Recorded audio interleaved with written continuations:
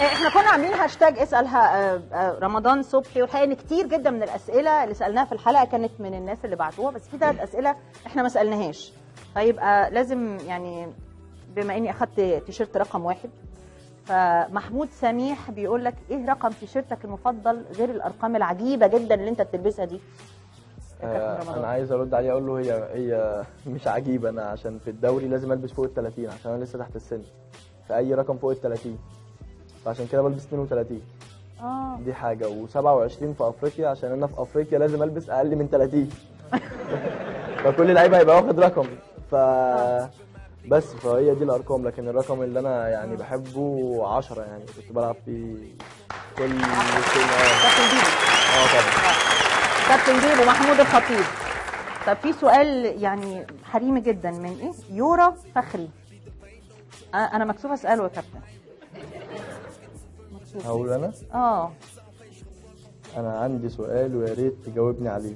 انت طالع انت طالع زي القمر وازاي العسل لمين؟ لبابا ولا لماما؟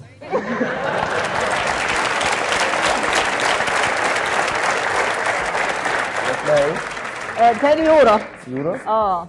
انا قريت اكيد يعني هبقى طالع لي كيورا يعني.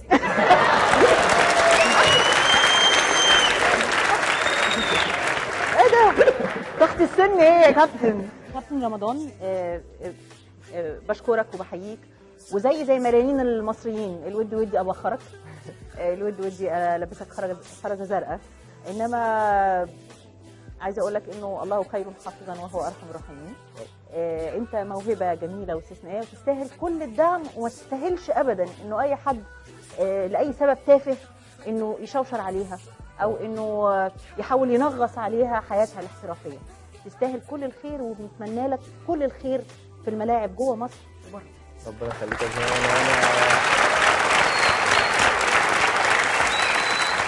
انا عايز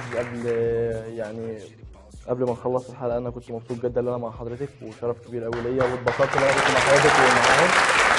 شكرا.